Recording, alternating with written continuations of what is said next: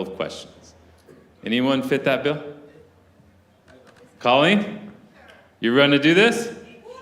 All right. No, come on. You stand right there. That's fine. Okay. State your name. Colleen Cusack. What part of town do you live in? District 3, North Park. North Park. Okay. You happen to be involved in politics at the moment, I am understanding, correct? Yes, I'm running for District 3. Okay. How's the campaign lifestyle? I'm holding the mic up to my mouth, right?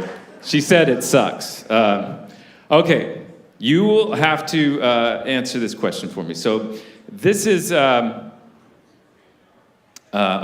like previous efforts against the tobacco companies, the manufacturers of OxyContin, and more, Attorney General Rob Bonta, our guest later today, last month announced that he and the state of California were suing the major players in which industry for lying about what they knew about the damage that their product was causing humanity.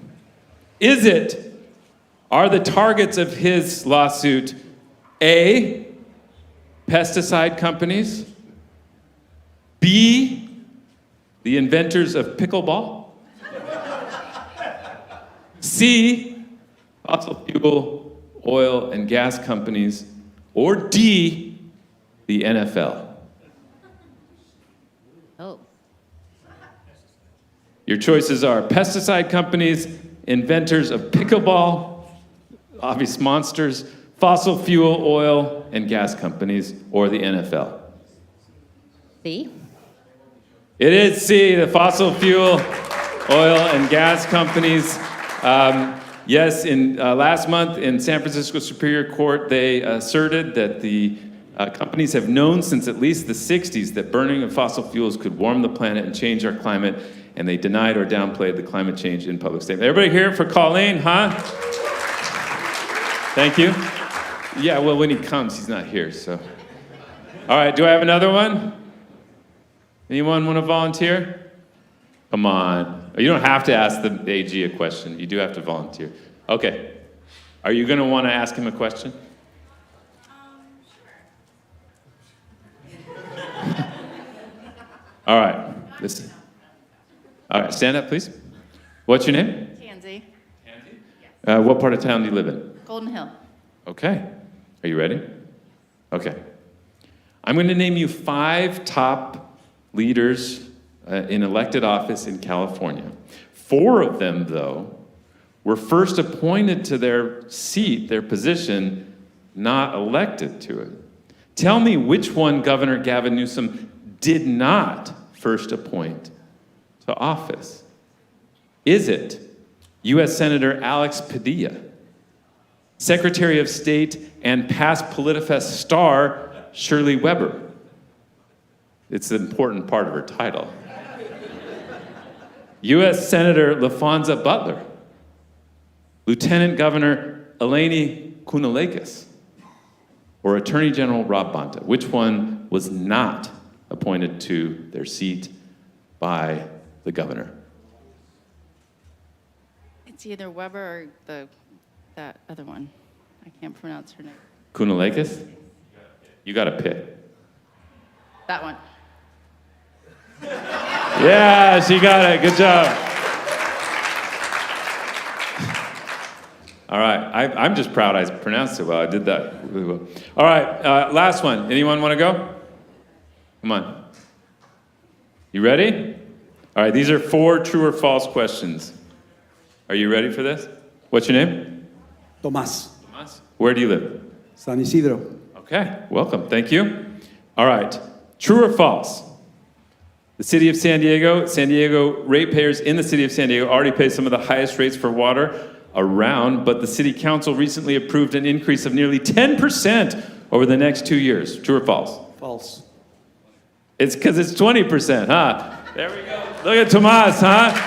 Guy's got no problem with this. Okay, last year at PolitiFest, people were really upset because the Padres were in a wild card game in the playoffs, and they were worried they were going to miss the game. while they were watching some debate about city council or something. But despite having the third highest payroll in baseball, the Padres did not make the playoffs this year. True or false, the Padres made no major changes to leadership after their very disappointing season. True. There we go. Look at Tomas. No, you got two more. Come on, Tomas. All right.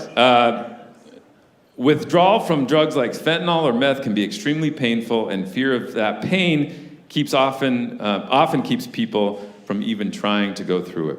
For those with good health insurance, there are options, but true or false, for 1 million San Diegans who rely on Medi-Cal for health insurance, there are only 72 withdrawal management or detox beds.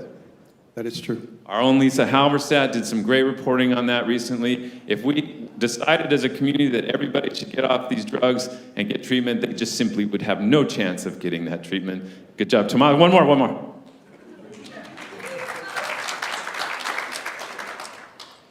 True or false? I love making myself laugh.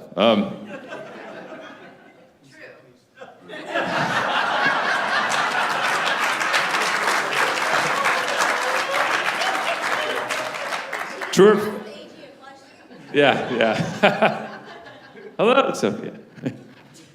True or false? The controversial housing bill SB 10 would allow landowners to build up to 10 units on any parcel without an environmental impact review if the builder agrees to either A, have a public bathroom on site, B, a safe drug injection space, or if they give out free e-bikes. True or false? Probably the e-bikes. No, I'm sorry. It's just true or false if they have to. It's just a way of joking that all these bad things would be excited, or not bad things. False. Right. Sorry. You got my joke, Liam. Yeah. All right. Everybody have a good time. Anybody have any highlights today? Feel good about? Was it fun? Yeah. All right. Good. Thank you. So as we wait for Bonta, I'm actually going to flip the program and invite somebody who's special to me and special to Voice San Diego, did a lot of great work here, and has been representing the Voice and the alumni of Voice really well across the state and really across the country with his reporting. One of the things I'm most proud about what our reporters who come to Voice, I'm most proud about how many of them represent so well across the country. So, you turn on the radio in the afternoon, you might hear Adrian Florido in All Things Considered on NPR. We've got journalists at USA Today. We've got journalists all across the country doing special things that started here. And one of those that I'm most proud of and who does some of the most exciting and interesting work all the time for the LA Times is Mr. Liam Dillon. Liam, come on up.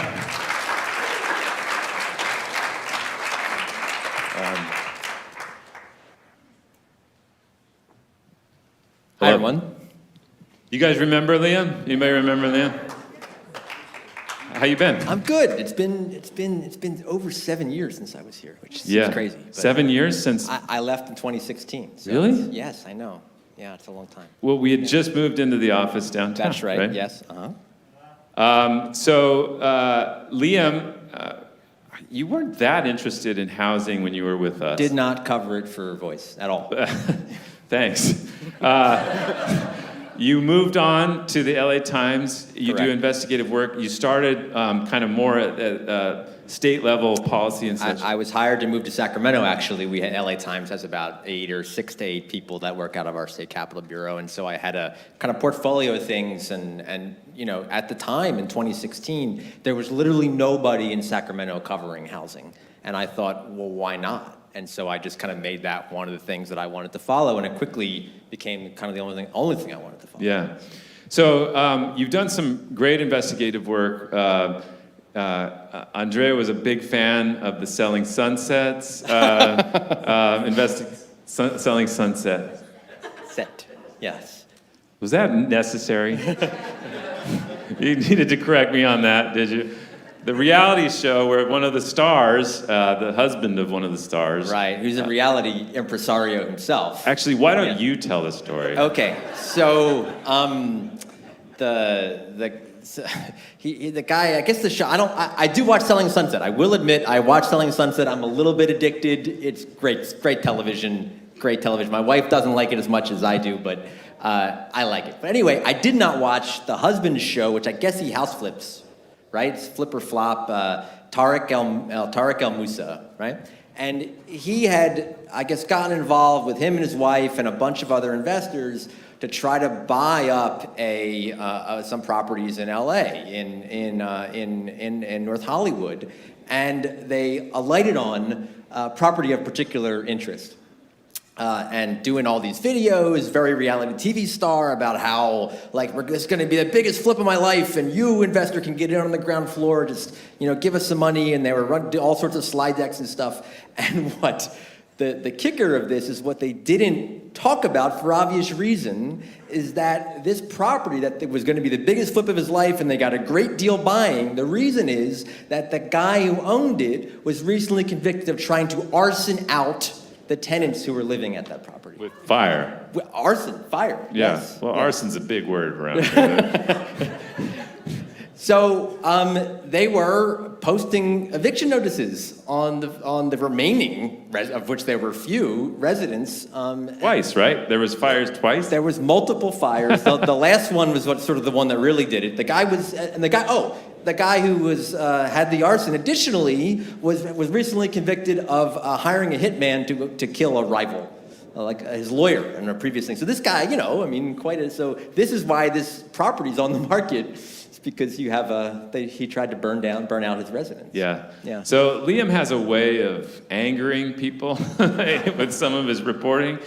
This guy was kind of angry, right? Kind of, not really. Kind of subtweeted a little bit. I got blocked on Instagram, which, there are worse things in life, but yes. But you've had a lot of some touchy subjects going on. One of the things, though, you've followed, I thought, has been fascinating over the last little while, has been developers who are sort of circumventing their local development restrictions, using the laws that the state has passed to make it possible for them to build things without having to conform to the local restrictions on that. Tell me some of the stories involved there and what's actually happening. So this has been really interesting and a nice kind of arc for me in my reporting where I feel like I have this kind of sweet spot for what I sort of know, right? So as I mentioned, I was in Sacramento for about 3.5 years where I covered a lot of the initial legislation that was passed, sort of designed in a sense to make it easier to build, sort of writ large, and also B, harder for local governments to say no to projects, right? To sort of streamline the process.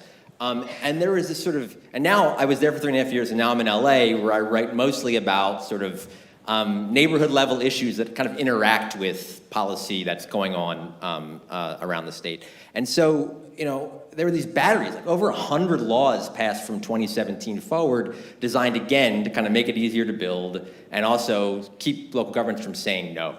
And there's this sort of crop, and I found a guy in LA, really interesting, who, particularly on parcels that were zoned single-family home only, you could only previously have built a single-family home, found this sort of way to put together like a half dozen of these laws to essentially, he would argue, build big condos, and local government can't say no. And so it's just this really interesting kind of methodology where developers almost exclusively used to have to rely on their relationships with city council members or whomever to kind of get the wheels greased to get their projects through. And there's this sort of increasing kind of group of developers, including this guy in LA that I'm mentioning, who are really trying to rely on these new sort of rights that they've been granted by cities to be able to say, oh, you say no? Well, then you'll see me in court, and look, the law says I have a good chance of winning. Has there been, have the cities found ways to fight back, or are they just kind of saying like, wow, this guy's really clever, good job? No, I mean, they're setting up these court battles, and this is the sort of thing where, like, because these laws are so new, then it is unclear what the ultimate arrangement is, and it is like it is also very fact specific. One of the laws, there's this kind of very scary term called the builder's remedy, which I guess there may be communities in San Diego that are where this would apply, but it essentially says, every 8 years, every city in the state has to put forward a housing blueprint that says, we will allow for X amount of number of new units in our community, and the state has to say that's good enough, right? So, 400 units for a smaller city, maybe up to like a few hundred thousand, right? Or even, or more in LA. And if a city's out of compliance with that, so the state has not signed off, or their project or their blueprint's not good, then a developer could come in and say, oh, on this particular parcel, I want to use the builder's remedy. That means as long as I set aside a certain amount of portion of my development for low income or entirely moderate income, I want to build this and you can't say no. But there's all these weird is it when the city council passes the blueprint? Does this kind of say that you're no longer eligible for the builder's remedy? Is it when the state says it's okay? Is it when the state says it's okay and the city council comes back to affirm the fact that the city says it's okay? So there's all these sort of timeline things that are not quite spelled out, and that's what these sort of developers are testing, these kind of new rights that they've been granted. Does it feel like those laws were passed as intending to just be a threat as opposed to being used like this? Is this they're not ready because they weren't ever meant to be used? Right. So I am not aware, and this is all relatively new, but I'm not aware of, and I may be wrong because I don't follow this religiously, of one builder's remedy project that has actually broken ground anywhere in the state. And someone may call me out on that, and that's fine. I would like to be educated. But there was a circumstance I did write about in Santa Monica in LA. A developer there who owned a lot of land proposed 5,000 units under this plan. And the city was sort of, what do we do? It's sort of risky on both sides. And what they did was they came to an agreement with the developer and said, we're going to process your projects X amount % faster, we're going to resolve some other litigation that you have, and you're going to pump you to the front of the line, and then you'll just withdraw your applications. And that's what ultimately, at the end of the day, the developer wanted, was if he could get some advantage that he wasn't going to get otherwise, that was good enough and more solid than trying to go to courts, which risky and could take years. But the threat sort of had to be there, or else the city could have very easily called the bluff, and that's not really what happened in that circumstance. You mentioned your wife. I'd like to give a shout out to my wife, Ashley, and my daughter, Ruby. Hello, Ruby, thanks for coming. I was very excited I did that. Let's talk about another thing. So Okay. One of the causes or sort of events that led to our housing crisis, our homelessness crisis, has been the just absolute destruction of single-room occupancy hotels. It's almost like we've created a system where there's no last rung of the ladder anymore, of just, of places that people go. And throughout history, or at least, modern history, there's always been boarding homes or these kind of places that people could at least find shelter, could at least find affordable places to stay. I think the number, I'm sure Lisa has the exact number sheet here. Thousands of units. How many? 3,000? 10,000. It's debated. Okay, thanks, Lisa. There's thousands and thousands of units were destroyed in San Diego, and a lot of people see a direct line between that and the homelessness crisis. You've done a lot of reporting in LA and issues around the state about some of the things that go along with single-room occupancy. So even if you want to try to run things right now as a SRO, it's pretty hard. Can you tell us some of the things you found? Yeah, so I've been distributing a lot of reporting in Skid Row, and I sort of feel, honestly, as a housing reporter in California, if you Describe Skid Row So first. Skid Row is like a contained area that's been sort of set up by various powers that be in Los Angeles many years ago to essentially, quite literally, contain the homelessness crisis in LA. And the idea was, as similar to many other discriminatory laws, was to basically put a population that wealthier and frankly whiter members of LA society did not want to see in a particular place, so they wouldn't have to see them. It's sort of a moral stain on, I think, this country that places like Skid Row exist in terms of how they were created and this really immense human suffering that goes on daily, hourly, every minute there. So there is a lot of this kind of single-room occupancy housing in Skid Row, and the largest landlord in Skid Row was an organization called Skid Row Housing Trust. And they sort of made their name in the 90s by buying up these old, and they're nonprofit landlords. They would rely on tax credits and other sorts of, subsidy funding to do their projects. Buy up these old SROs, refurbish them, and then more recently, with the rise of housing first policies, pair them with supportive services. Well, 30 years on, these SROs are in need of another rehab, and there was not money there to do them. And, the business model essentially became broken, so much so that earlier this year, the landlord financially collapsed. They don't exist anymore. Well, they barely exist. They are into receivership because of all sorts of problems. I mean, awful plumbing problems, service goes away, just really unlivable. I was in one a couple weeks ago, really unlivable sorts of spaces. And in some ways, this was the flagship housing provider in Skid Row, 2,000 units. And, LA's homelessness crisis is awful, San Diego's is too. You can't lose these sorts of last resort housing without a huge domino effect on the rest of the homeless population in the community. And the big fear is if this business model for pairing services with these sorts of buildings can't economically function, then this is almost like a canary in a coal mine situation, which is these nonprofit providers are going to continue to fail, and then that's going to just simply take units offline when everyone is desperately centered on trying to add units. So what are they going to do? Great question. They don't know. They own 29 properties. Some of the newer ones they're trying to fix up to the extent that they can transition over to other nonprofit housing providers. But there's about a dozen, and they're all these SROs, right? Common bathrooms, often no kitchens, very small units, but also you can rent them, pretty affordably compared to what else is on the market. There's about a dozen of these that are solely owned by the trust. And they quite literally don't know what to do with them. I spoke with the head of the LA Housing Department last week, and basically the plan now is write up a plan to ask the state for money. I mean, that's the plan. The plan is to get a bailout. Plans to plan for a bailout. To plan. Yeah. Okay. Yeah.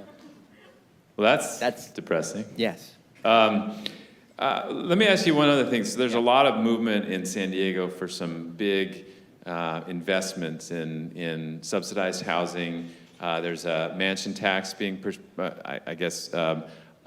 a high-value transaction tax. Yeah. There's one in LA that just passed. Yeah. Yeah, and so this is they're trying to learn some lessons from LA and do it better. So like a progressive. Yeah, make it a little more progressive. Also allow new construction to be exempted from it so that they don't have to worry about that. And there's, a push for this. LA did see some just rather large things like the transaction tax, the housing bond, and there were just a lot of public investments going on in housing there. I think there was a sense that it didn't make a difference, or it hasn't made a difference yet, and it caused a lot of cynicism. Is that fair? Yes, and I think that goes back to, I think I heard one of the earlier panels discussing it. It's the same problem in LA as it is in San Diego, it is in the Bay Area, that everyone's housing a lot of people, but there are more people who are falling into homelessness than people are being housed. And so even, there are thousands of new permanent supportive housing, homeless housing units that are being built in LA, but homelessness is getting worse. And so I think in many respects, the public rightfully says, well, I just approved X amount of $1 billion. Yeah, these buildings go up, but it's not solving the problem, so why should I continue to support that? I think, a few years ago I did do, and this is something that I sort of keep harping on because I think it's really, really important when we're talking about building low-income and homeless housing, is that, the cost to build it is exorbitant. I wrote about a project, the story ran in early 2020, and the feature project was in Solana Beach, what became a 10-unit affordable housing project would cost, it ended up imploding because of the cost, but $1 million a unit, right? And now— There was just a story the other day about Skyline in Rancho Bernardo, $980,000 Really, per here? unit. Yeah. Yeah. So since then, I mean, I did a story last summer, a half dozen, and so the one in Solana Beach fell apart.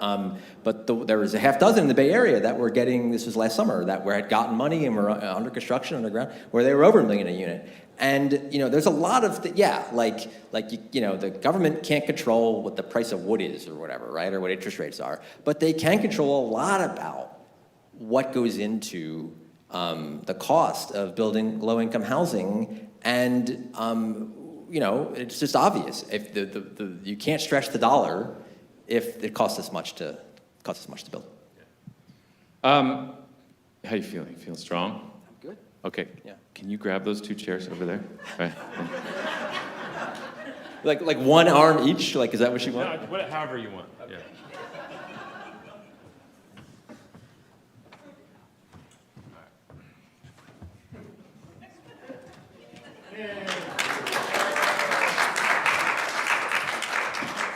You just had to do that, huh? I was going to say, I'll just note for the record, I did it 2 at once, and you did. Yeah, no, I saw Yes, it. Yeah. yes. We used to have push-up contests We did at have the push-up office. contests, Yeah. yes. Lisa loved that. I was a big fan of that. Okay. What? The low-income housing, what's going to prevent us from building what we've torn down that was built in the 50s and 60s? The low-income housing project that you turned into.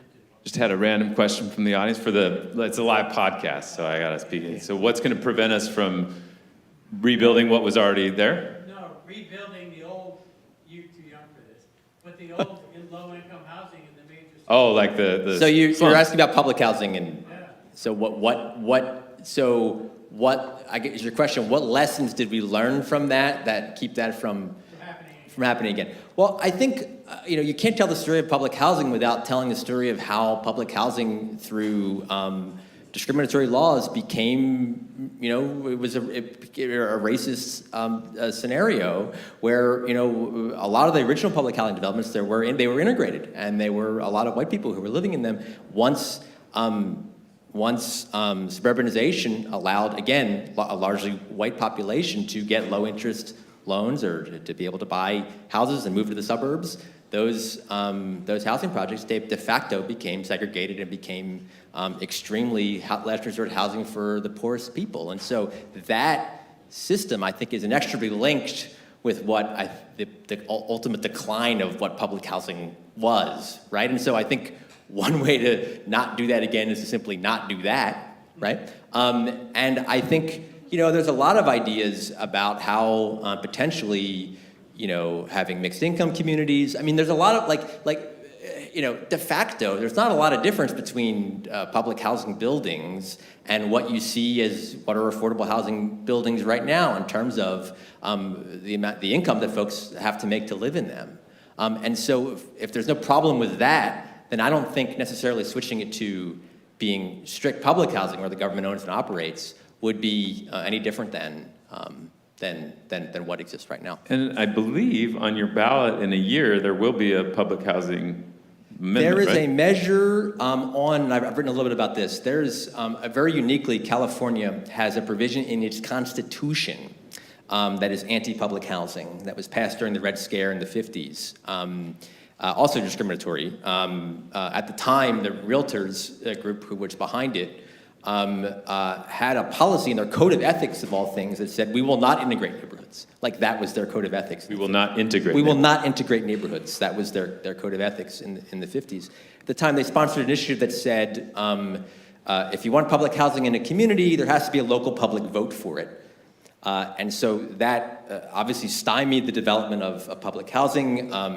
They've certainly through the first 20 years that was in effect, there have been some ways to get around it. It's not quite dead letter, like that it still affects things. But yes, there is currently a provision that would be voted on next year, statewide, that would remove what's now known as Article 34 from the Constitution, which would allow essentially public housing to be treated like every other kind of housing. And just to be clear about the distinction, public housing fully operated and run Correct. and funded by the government as opposed to this subsidy system. Yeah. Correct, yeah. Okay, I'd like to invite a couple of people. First, just one to start. So she is our TikTok star, rising TikTok star. She is a environment reporter. She will give you advice on how to keep your green bin from becoming a pit to hell. It's, does anybody take their organics out and just like open that and put it away? It's terrifying. She's a very special person who did a great job today pulling a lot of really interesting people together to talk about water, the Colorado River, and all the issues that are involved with the future of our civilization in the Western United States. And I'm very excited to bring her up. Mackenzie Elmer, come on up.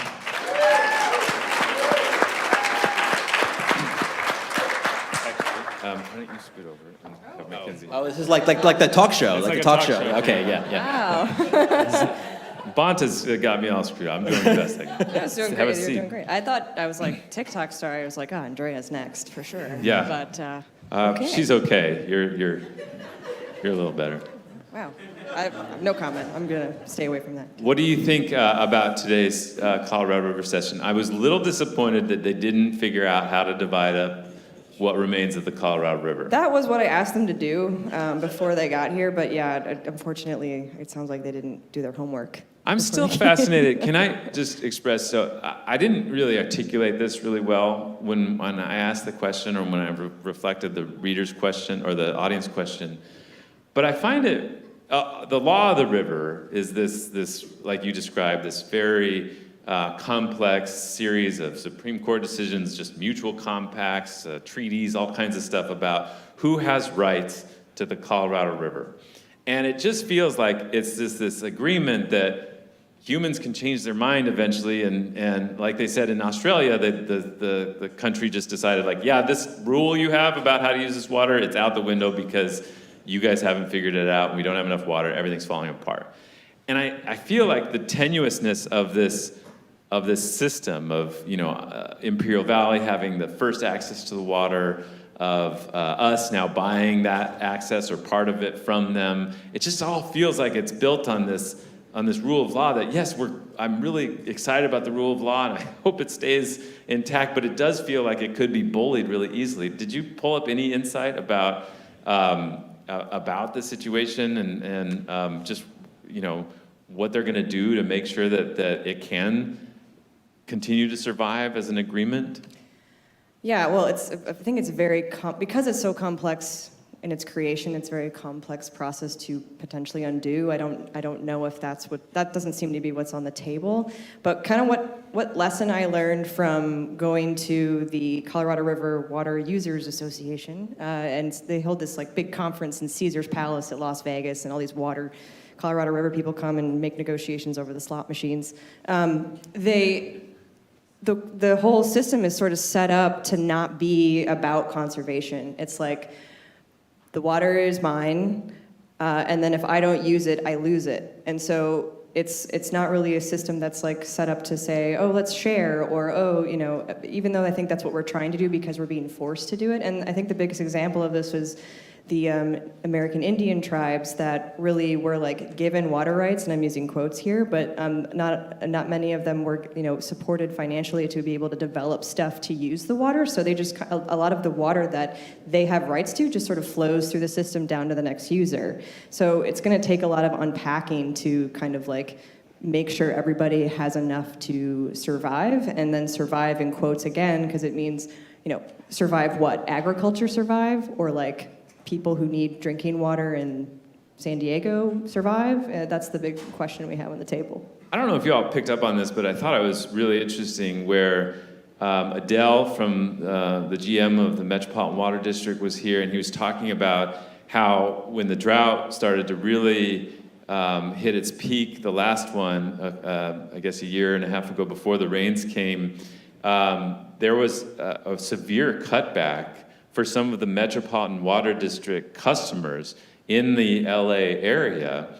And we were protected, San Diego was protected from that because of this purchase of water that we had gotten, or partly because of this purchase of water we had made from Imperial Valley. And I thought it was just really interesting to see the tables kind of turn, where Metropolitan felt itself vulnerable because of the drought, where it was the drought that in the 90s that they were experiencing, and when Metropolitan was cutting back on San Diego, that caused us to panic to do all this work to get more water in. But I think that was a really interesting moment, and it was also really awkward to know that had happened. And the San Diego guy was here saying, like, yeah, we were okay because we bought this water, but you bought it from the Imperial Valley. It's not like we had more, you know. And the exchange of that was that there was a public health crisis brewing in Imperial County. Do you sense that the Water Authority is going to make good on its promise, that the whole Southern California is going to make good on its promise to take care of the people in Imperial County and the Salton Sea? Well, I mean, I feel like Imperial Valley, they're going to be very protective of further cuts, but I think they're also showing that they're first to step up to the plate to offer water to reduce their use and conserve, and that's kind of what we saw, like, when the federal government was like, everybody needs to cut, like, somebody's got to do it, and then Imperial Valley did step forward and say, okay, we volunteer X amount, like, we're going to do it. So, I mean, I guess I don't know. The problem that we face and that California keeps talking about is the Salton Sea. It's like, if we keep cutting at one place, maybe Imperial Valley, like, what are we going to do other than just, like, build a big pipeline from the ocean to, like, fill the Salton Sea so that it doesn't turn into this massive, like, air pollution problem in the middle of the desert? So I think that's kind of what you're getting at. And that still remains to be solved. I mean, it's not getting better over there, as we've heard from Michael Cohen, who came and visited us. Okay, I'm going to bring somebody else up. She's okay at TikTok. She's okay at podcasting. She's pretty good at a lot of things. She's been a great managing editor over the last 2 years now, right? And a great fellow podcast host for me, and I've been very excited to collaborate with her. Andrea Lopez-Villafaña. Lopez, come on up.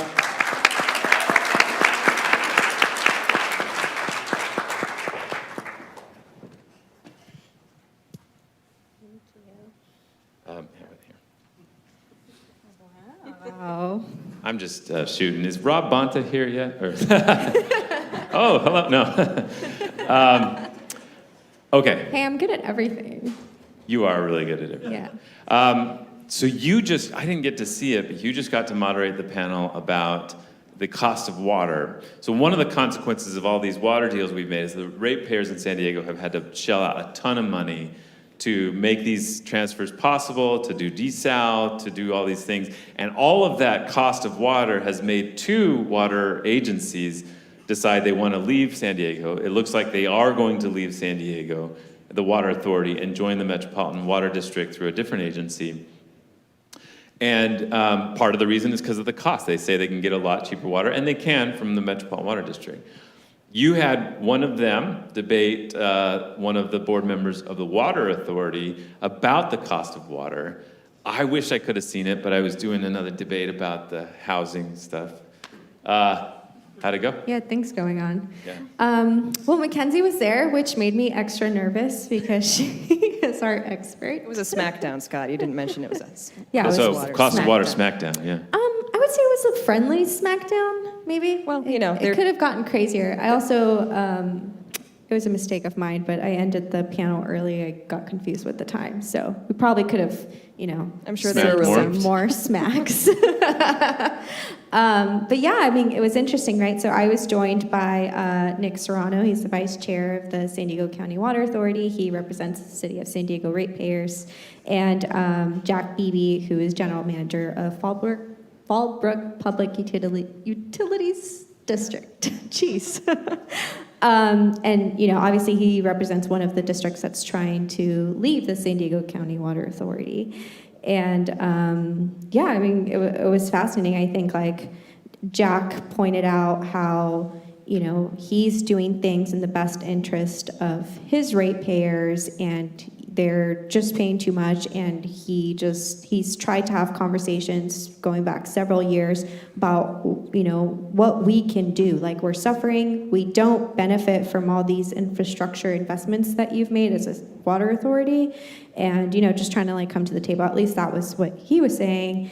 And so now they're at the point where they're going to leave, and yeah, I don't know what you Well, it's interesting that happened after this panel about the QSA, because we were here celebrating how great the QSA was to save San Diego and have a bunch of water through the drought.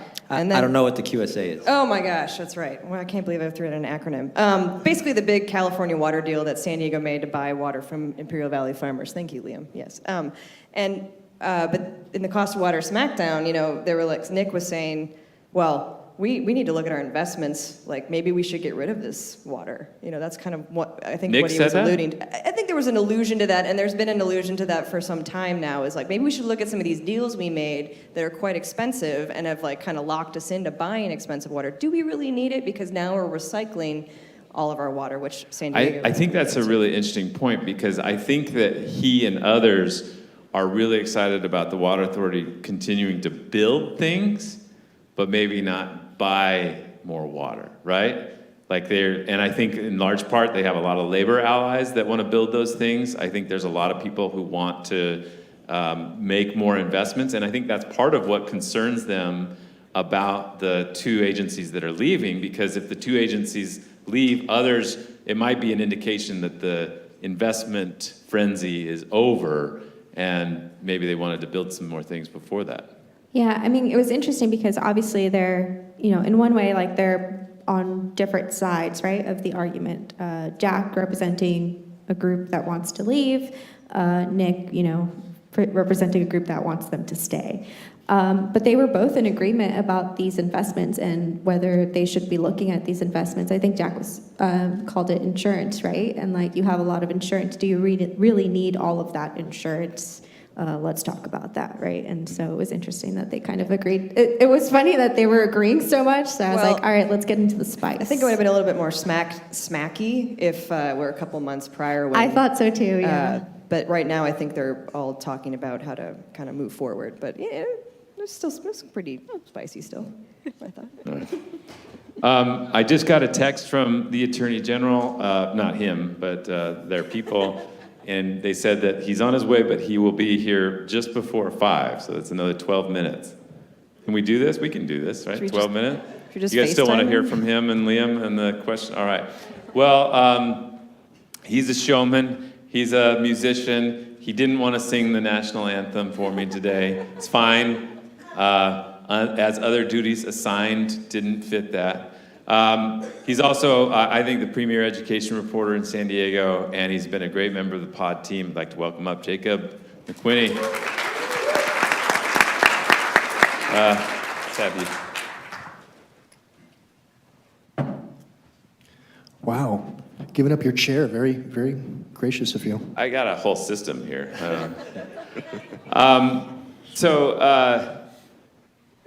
Are there any of my note takers, right? Well, raise your hand if you've been taking notes for some of these sessions. We got students out here doing the work. I gave them a little pep talk about doing journalism, and one of the basic things that we try to teach our journalists is that if they think something's interesting, they have to trust themselves enough to believe that other people will as well. It's the hardest skill journalists have to develop because it really is a confidence thing, and Liam's never lacked for that. I don't think Lopez has ever lacked for that, but some people do go for that, and so that was the main lesson I gave them, is if they were in some of these sessions, to try to write down something that they thought was interesting, because it probably would be an indication that others thought that was interesting as well. So you got to watch several of these sessions. You got to walk around and see some of these things. You worked with some of these note takers. What stood out to you? Anything? I think there are a lot of people who really like water here. That's fairly clear, and Yeah. I like it too. I mean, I think Gatorade is a little better, but water is clearly one of the issues of our time, and it's very interesting to see all of the different sides. I mean, that's one thing that really stood out, right? We have Imperial Valley worrying about public health crises. We have Fallbrook worrying about prices. We have San Diego worrying about capacity and new building, and that's been something that's incredible to see, all of the gathering of these sort of, water eggheads all in one place. It's been pretty interesting. Yeah. Did we succeed then, Jacob? I remember in the newsroom, you were kind of, not to out you, but you were kind of like, I don't know how this is relevant to me, this Colorado River stuff, and I was like, damn it if I'm not going to make it relevant to Jacob. And now it seems like it's true. Well, no one's building a school on the Colorado River, and so Oh, okay, well. maybe not relevant to my beat. Fair enough. Well, I would like to excuse you now. Thank you. Everybody, let's hear it for the podcast team. Liam? Do you want me to carry the chairs Yeah, away? two Okay, more we chairs. can do that, yeah. We're concerned about stage setup here.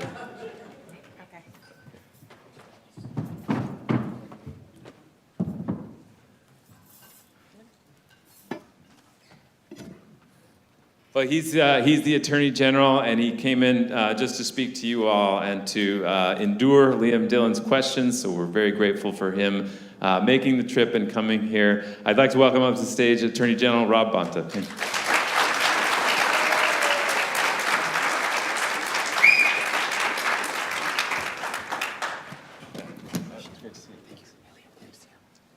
Okay, I'm going to hand the stage over to you, sir. Sounds great. Good luck. Okay. How's your flight? Good. Finally got here. A little late to start, but Foggy. That's I hear it's the foggy, It's but the it's fog. San Diego fog, and that's you're right. Not the used Bay to Area it. fog this time. We're not to Yes. blame. So, but Yes. we made it here. Excited to be here. Yes. Thanks for accommodating me. So welcome. Pleasure to talk to you again. I wanted to start. You're from the Bay Area, which by some accounts face California's immense housing challenges statewide, but some accounts faced it first. And before you became AG, you were a state legislator, where housing was one of your top priorities. In fact, you'll correct me if I'm wrong, but you were the author of a bill that that would ultimately ended up getting a version of it passed, where tenants would have to be, if they were going to be evicted, had to have a cause. So not paying rent or any other lease violation. That was not a state law until it was your bill that was a part of that package getting passed. And I'm curious how much of your background as a legislator has informed what you do now in your current role. Well, first of all, thank you all for the opportunity to join you. I'm excited to be here and appreciate the conversation, the focus on housing. And we all know when it comes to housing, we're in a full-on state of emergency, state of crisis. We need to use all the tools in the toolbox, everything in our power to move the needle and make a difference. And for me, I feel it's a huge advantage to have the experience of being a legislator for almost a decade and serving in Sacramento, representing an incredible district I'm very proud of, anchored in Oakland, Alameda, and San Leandro, where a lot of the pushes for building more housing, for protecting tenants, really picked up steam and built momentum. And so having the experience to be involved in some of the biggest fights, and AB 1482, which you referenced, was the strongest tenant protection law ever passed in the state of California, the strongest in the United States. It has anti-rent gouging, and it has just cause eviction protections. And Assemblymember David Chu, now city attorney, and I teamed up at the time to make that happen. City attorney in San Francisco. City attorney in San Francisco. And a huge housing warrior and champion. And so, you know, I cut my teeth in the legislature on all these issues. And as a legislator, you have a blank palette. You can introduce and propose any law that you think needs to be introduced. You can seek to remove and eradicate any unjust law or unfair law or law with unintended consequences. My new role is different, and I really love the executive branch, I'll say. We have a lot of opportunity to enforce and move quickly and with force and authority, and we have a lot of tools to work with in terms of enforcing the law. So all my views on homelessness, tenant protections, housing production were developed in the legislature, and you know, being in the middle of some of the biggest debates with and then having colleagues in the legislature and in the governor's office has been very helpful as well. So that's a nice segue to what I want to talk about next, which is there have been a lot of new housing laws that have been passed over the last 6-7 years. Some of them gave your office more powers to enforce these laws. You even created a new unit within your office to monitor local governments. You kind of gave them a kind of a Marvel-esque names, housing justice team, right? Housing strike force. Yeah, you know, superheroes. I'm curious, you know, what you think has been the most significant change as it comes to either politics, culture, or legislation as it relates to the AG's office and how it addresses or thinks about housing issues in the state? You know, every attorney general and every leader serves in a certain moment and brings their own lived experiences, values, priorities to the job. And I'm honored to occupy a role that has been previously occupied by incredible leaders, from Jerry Brown to Vice President Harris to Secretary Becerra. And each of us have our own priorities, and one of mine was housing. And my priorities are defined not necessarily by what I think about when I'm alone in a room and I think about all the issues that need to be addressed. I try to make the priorities of the people of California my priorities. So whatever the top issues are, homelessness and housing affordability will always be a top issue. It's one of the most pressing issues now. And so my question to my team when I was appointed in March and sworn in April of 2021 is, what are we doing on housing and how can we do more? How can we be the champion and the advocate for the people of California that we need to be? And we were doing some things on housing, but we needed to do more, in my view. So we created a special unit. It was originally called the Housing Strike Force, now the Housing Justice Unit, and putting resources and institutionalizing a priority and a principle really shows the value that you give to it. And you know, we have a lot. We were looking at all the levers that we have. We were given new powers, new laws came online as we took office. SB 9, SB 10, a lot of the laws on ADUs. We started seeing cities across the state really do their best and be involved in mental gymnastics to avoid their legal duties, to not build. Really trying hard to not build. And our belief has always been, follow the law, work in good faith, do your part. We will work with you. We don't want to sue you. We want to help you comply. We want to advise, counsel, sometimes cajole, and sometimes compel. But we don't seek to sue if we don't have to. But I think one of the biggest issues was just saying, we care about housing. We're going to fight on housing. Great partner in HCD with the governor's office, and great partner in the legislature. And so it was...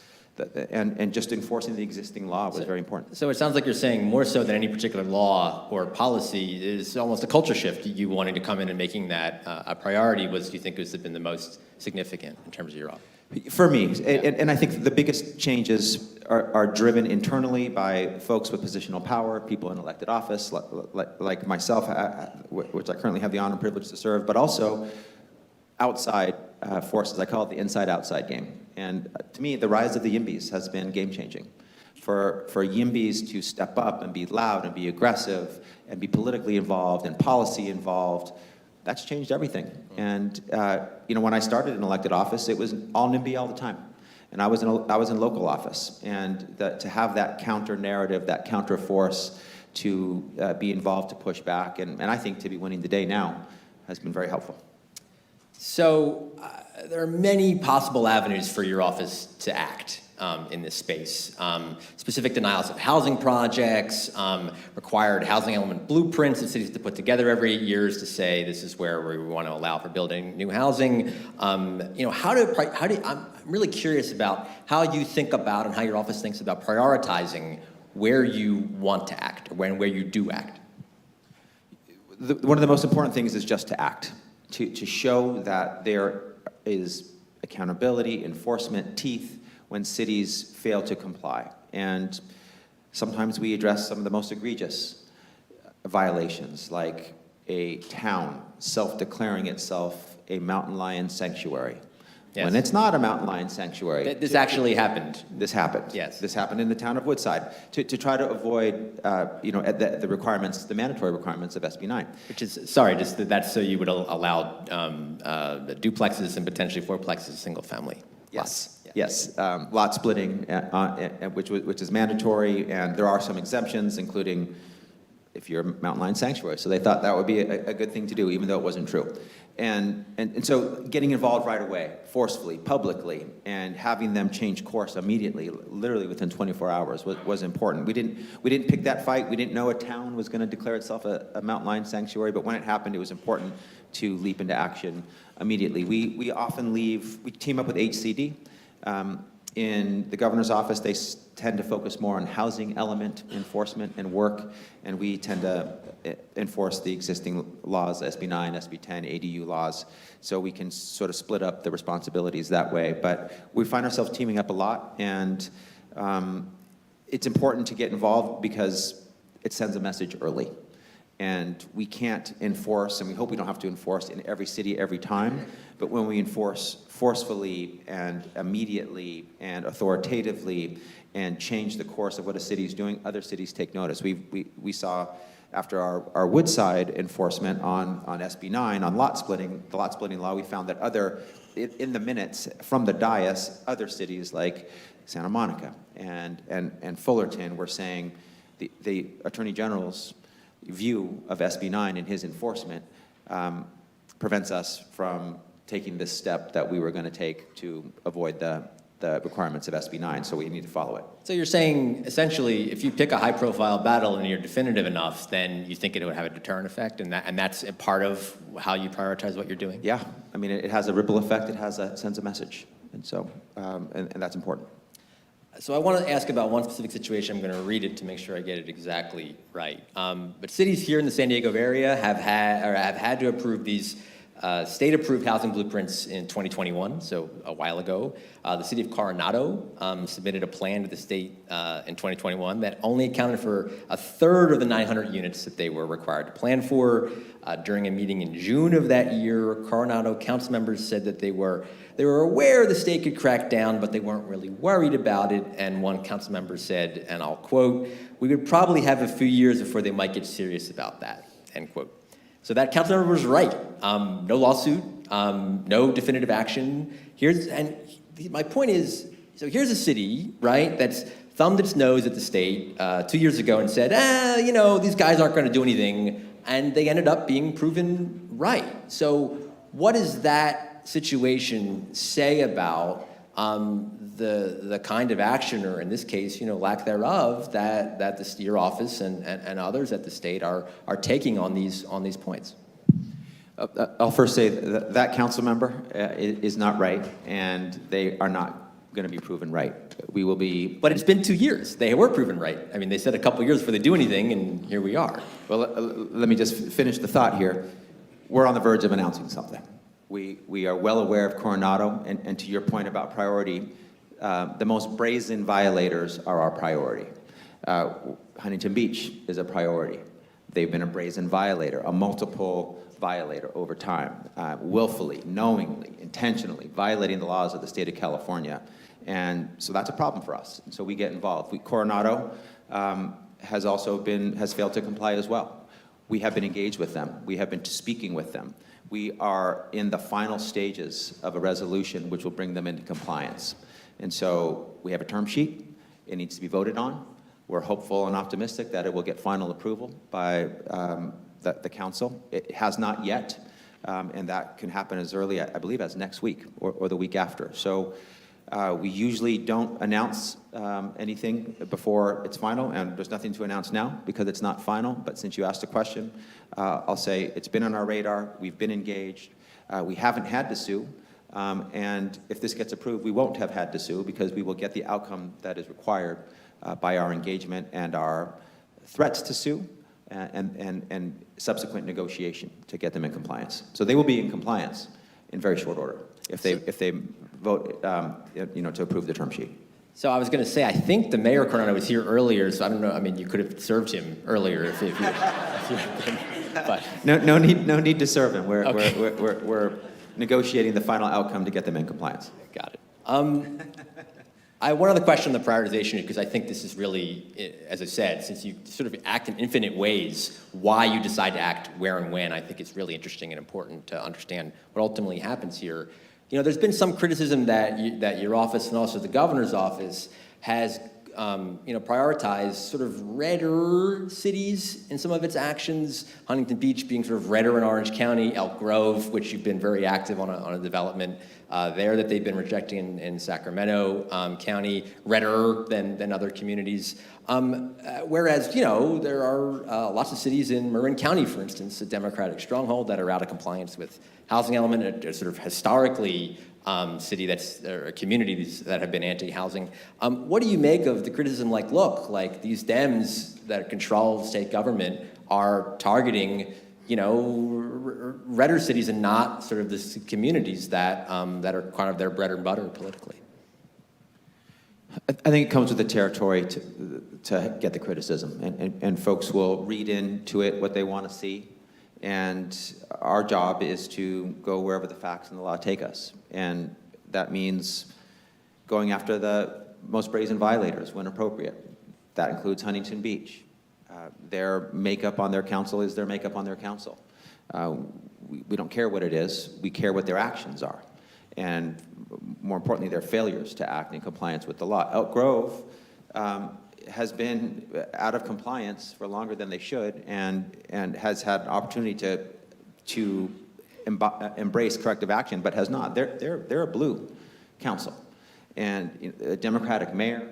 One of the first other cities that we went after was Pasadena, a Democratic mayor, a mayor from labor, and so it doesn't matter what your party is, what your history is. The only thing we're caring about is your actions or your lack thereof. And people and leaders across the political spectrum in local jurisdictions have shown the capacity to violate state law. And so when they do, whoever they are, regardless of who they are, what party affiliation they have, we will act as appropriate. I mean, Woodside as well, one of the early high profile, that's a Bay Area city. Yeah. And it's that the Bay Area is blue. So we act based on conduct and nothing else. So switch gears a little bit, and you brought up this legislation that you were a part of, AB 1482, which in addition, as you said, to these just cause provisions that prevent evictions without lease violation, you also mentioned that there's a rent cap that is for housing that's older than 15 years, right, rolling. Then cities around the state our communities are not, landlords in these communities are not allowed to raise the rent higher than 5% plus an inflation figure that is produced annually. And it's interesting because this law was passed in 2019, took effect in 2020, and every year, every August, when the inflation figures change, I call around to try to get someone to tell me what the new actual rent cap is, 5% plus something. It's actually 10% this year in San Diego, but it changes differently, or it's dependent on, and I'll call the governor's office. I've called your office. I've called legislative leaders of the Senate and the Assembly, hey, give me the actual number. And no one wants to do it because no one is in charge in the legislation of actually setting and being accountable for what that number is. And that always struck me as, well, if no one's taking charge of what the actual number for the allowable rent increase is, then who is enforcing whether tenants are paying in excess or being subject to excessive rents under this law? And this obviously is a law very near and dear to your heart. What do you think, can and should be done to ensure that these, as you said, the most aggressive pro-tenant rent cap in the country actually gets enforced? I mean, you make a great point. I think clarity and certainty in the front end is the best approach, and having a legal opinion or some sort of authoritative declaration of what the max increase is for the eligible tenants could make it clear on the front end. It could avoid unintended violation of the law. It could make tenants more aware of their rights, and so that they can evaluate their own rent increases to see if they violate or not. So you make a good point. I think it would be better and more helpful to have it clear on the front end. Having said that, we've enforced AB 1482 on the anti-rent gouging component. We were involved in a South Bay landlord's violation of the law, and we worked with them. South Bay in LA? Sorry, South Bay in the San Francisco Bay Area. Okay, yeah. San Jose area. Yeah. And they were way above the limits on the increase. So, but I think there should be clarity and certainty. So you make a good point. There should be a clear and obvious and universal answer to your question. So if I live in San Diego and my landlord tries to increase my rent 10%, or I'm sorry, 12% right now, should they call you? Yeah, Like yes. personally on your cell, or? Not me, Okay. necessarily. But we have a housing portal for our housing justice team. You can send us a note, and we've gotten lots of incoming. Violations of tenant protections, violations of AB 1482, violations of housing production, of housing element law. So our housing portal is the best way to get a response. I wanted to ask a question about the increasing corporatization of rental housing, single-family homes predominantly and otherwise. Last year, ProPublica published a really great investigation about concerns that RealPage software that is used by some of the nation's biggest landlords to set rent prices, they alleged were colluding to make those rent prices higher because they were able to capture or understand so much of what the market share was. The federal DOJ has been looking into this, but I'm curious whether this particular issue or issues like this are also on your radar at the AG's office and how you think about those. They are on our radar, and we don't comment on current or pending specific investigations, but we're well aware of new technological approaches and uses. And no matter how you do it, whether you're an individual landlord or you're a mega landlord with massive holdings and you're using technology, we have laws that prevent discrimination and that protect tenants.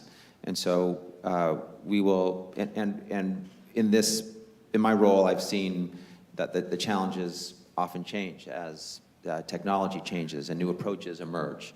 So discrimination and violation of the law can look like many different things. So we need to always be up to date and on point with the most recent action. So that is on our radar. We're thankful that the federal DOJ is involved as well. I think other state AGs are as well, and so are we. I want to there's a lot of ballot measures statewide, or as it relates to housing, potentially coming up next year. I want to do a little bit of a lightning round to get your takes. First, there is the potential repeal of Article 34, which we discussed earlier, which would currently is a hurdle to getting public housing approved. There's a potential ballot measure that would repeal Article 34 from the Constitution. How are you going to vote on that? No. Let me first say I write the title and summary. So since I do that, I'm more sensitive around the public positions that I take, the endorsements that I provide on the ballot measures that I write. It's very important that people trust me and my office to write fair, transparent, easy to understand titles and summaries. But I think there's been no secret about who I am, what I stand for in terms of addressing our housing needs. So I'm going to vote for anything that increases housing in a thoughtful and fair way that helps us address our crisis, and anything that protects tenants in a reasonable way, and that's not unfair to landlords, and that addresses our crisis. That's been the legislation that I've authored and the actions that I've taken as AG. So I'll punt on the rest of the ballot measures and just instead I'll ask the one more question that I'm allowed to ask. I know every panel that I do now with a lawmaker or someone in a position of power, I like to end with this question because I think it's really important. So since the big wave of housing laws began being passed in 2017 at the legislature, housing prices are up, rents are up, homelessness is up, housing production relatively stagnant. What does this say about the effectiveness of the state's approach in addressing housing affordability when by all metrics, all reasonable metrics, we're in a worse position now than we were 6 years ago when a lot of these laws were being passed? I don't know if that's the appropriate conclusion. I understand the point. It could be that we've slowed down the rate increases on rents and housing, and instead of a median price of $800,000 in the state, it could be $1 million. But for the action of leaders and legislators and attorneys general and other pro-housing leaders across the state. So it's hard to know, but the conclusion is right that there is much more to be done and we haven't done enough. And we need to be more urgent and act faster and build faster. I mean, the numbers don't lie. We need 2.5 million units online by 2030. And on our current pace, 100 to 125,000 units a year, we're not going to get there. The price of an average single-family home in San Diego is close to $1 million. And there's other places where there's smaller markets, which are more than the 800,000 statewide. People like me wonder where their children are going to live if they can buy a home. I don't think my kids can right now. And that is not something reserved to just me. That is, I think, a universal belief and worry. So we need to do more. We need to, I think a lot of what the state has been doing is on the right track. You know, the Senator Wieners of the world, the Assembly Member Wickses of the world that are pushing, that are streamlining, that are expediting housing, providing by-right housing, making sure that CEQA doesn't unnecessarily delay and get in the way as we uplift and support our environmental protections. We still build housing. They're not mutually exclusive. We can do both. So we need to do more of some of the things that are working, and then we need to assess what's not working. You know, the cost of a housing unit is too much. It might be easier to build less expensive units faster. We haven't had labor behind the effort to get those 2.5 million units. I think if we can, it's you know, you blow open the doors for possibility if we get everyone aligned and on the right side or aligned politically. So it's a sobering set of facts that reminds us that there's much more to do. But I don't think you should necessarily conclude and draw from it that no progress has been made and that everything that's been done has been for naught. I think we could be in a much worse position. And there could be some data that shows we've actually moved the needle, slowed down the price increases, and moving towards where we need to be, just not there yet. All right, please join me in thanking Attorney General Bonta for this conversation. Now, hold on. He's still got a couple things to answer. Okay. So we did have an audience member that won the opportunity to ask you a question, but I have one, and then I can ask a question. So the mayor of San Diego, the city of San Diego, recently decided to join an amicus brief about a Supreme Court case that's approaching about whether cities are allowed to perform the kind of sweeps or enforcement, anti-camping enforcement. We passed a new camping ban here. I think it's a little odd for them to ask that it be legal or ruled legal, something they already decided to do. But they also, the mayor of San Francisco and the governor came out very harshly against the judge that he blames for them not being able to sweep and enforce anti-camping bans to the extent that they would like to. I'm curious, do you believe that those enforcement measures that San Francisco and San Diego and other places would like to do are legal, or do you think they are illegal? So you're talking about a set of cases that are moving towards the U.S. Supreme Court, and they're going to get a decision. Grants Pass and Boise are the two cases, and they basically have held that it violates the Eighth Amendment for cruel and unusual punishment to punish someone who is homeless without, if you criminalize them without providing them with somewhere where they can be and stay and sleep. And so I think that in San Diego and San Francisco and anywhere else that has a policy, if they are providing a unit and appropriate services to someone on the street who is involuntarily homeless, then they are meeting their obligation. They need to provide an opportunity for them to get off the street in a way that addresses their needs. If they're saying, you can't stay here, we're not going to help you, just go somewhere else, they're violating the law. But if they are providing them a compassionate place with services and programming for them, then that is compliant with the law. And if folks want to be voluntarily homeless and say no to what they're being offered, then they can enforce. And I think that's an important balance. And so I'll just say, you know, I understand the governor's frustration. I understand the Mayor Breed and Mayor Gloria's frustration and concern. There was a magistrate judge that made a decision in San Francisco that was very difficult for San Francisco to work with, and so they're expressing themselves. But I don't want us to move the pendulum too far the other way. We cannot make being homeless criminal and be punitive and be inhumane about it. We must always maintain our humanity and compassion and provide opportunities for shelter for those on the street. And then if after that folks are voluntarily electing not to accept, then enforcement could be part of the actions of the cities after that. Just a very quick follow-up on this point. Do you think that the current kind of governing is the Martin versus Boise decision? Do you think that should be overturned, or do you think that is the right policy? I'll be honest, when Martin came down, I was a little surprised that the Eighth Amendment's prohibition on cruel and unusual punishment was being used in this context and in this way. I think that a ruling, I think Martin versus Boise needs clarification.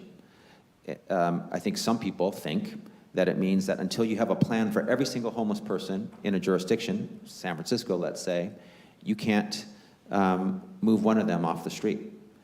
I think that's wrong. I think you can move any single individual off the street and into housing, and that complies with the Martin versus Boise requirement.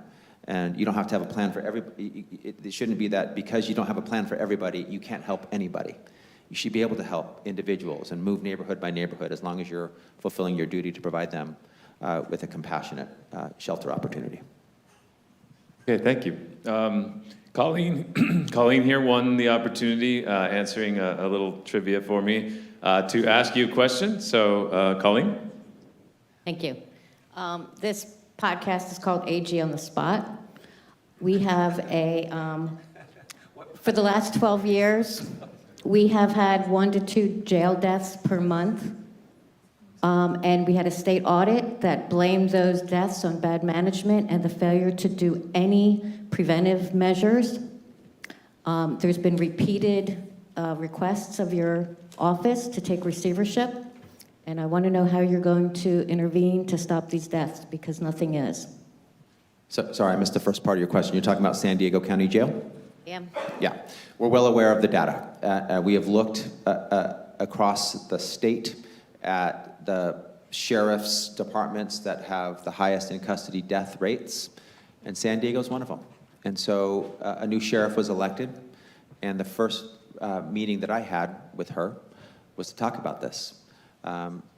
Welcome her to the role, offer support as well, but to talk about the disturbing number of in-custody deaths. And she shared some views with me. She also talked about some action that she planned to take to address some of the concerns that she had. And so I thought appropriate and fair to allow the new sheriff to take a crack at addressing the problem that she's inherited as the new sheriff. And so we are due to have a follow-up meeting in short order, but we're aware and we're working on it. A lawsuit is always possible. We launch pattern and practice investigations when civil rights are violated. We've done that in Riverside County with the Riverside County Sheriff's Department, for example, and we can do it here as well. So that always remains an option, and it might be the option that we elect at some point. But at this point, we're hoping that collaborative partnership to address a challenge that we are very disturbed by and aware of can get results. I did get a note that there was a follow-up on the previous question about that when you mentioned suitable shelter needed to be available. Do you have a definition in mind of what suitable is? Yeah, and that's a tough question, but it needs to meet the basic needs of the individual who is unsheltered involuntarily. And so what do I mean by that? If it's someone who needs just a shelter and nothing else, then it's that. If it's someone who needs wraparound services that could include mental health treatment or drug rehabilitation treatment, then that. If it's someone who has a pet and that's their family member, that's a tougher one, but it might mean that. If it's someone who has children, it might mean a safe place for them and their children. So you need to address and confront the unique circumstances of the individual and do your best. I mean, we could go down this rabbit hole where we're talking about 10,000 different requirements and then it becomes impractical. We need to be practical. We need to be common sense. At some point, the offer will have to be enough, even though it's not everything under the sky that's being asked for. Well, I just want to express my gratitude for you making the trip and coming down and speaking. It's, obviously we remain objective, but I'm also grateful you helped make this a more engaging and interesting discussion. So thanks for coming down.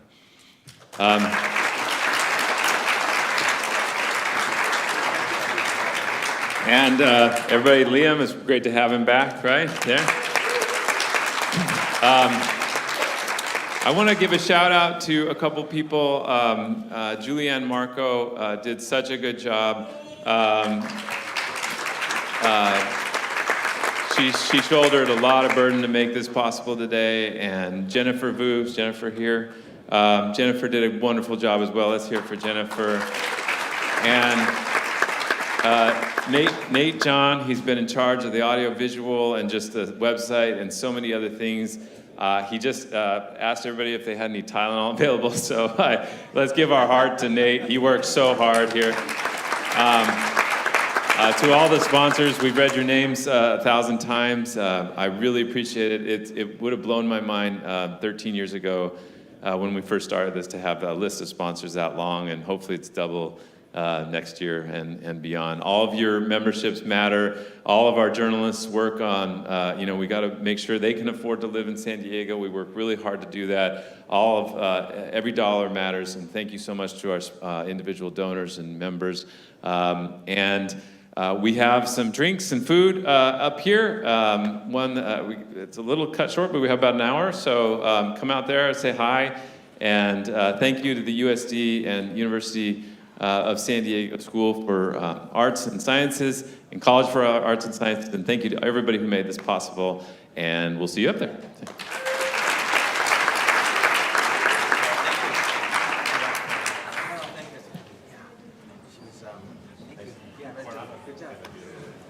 Yeah. So I announced it here. Yeah. So be ready for that one. I think you said, as you announced that you'd be here, we'd be having this conversation. Like, anyone have any questions? Like, what's going on with Coronado? I'm like, what can we say here, guys? I mean, usually we keep it quiet till the end, but it's a public. Yeah, what was this? Was it Coronado?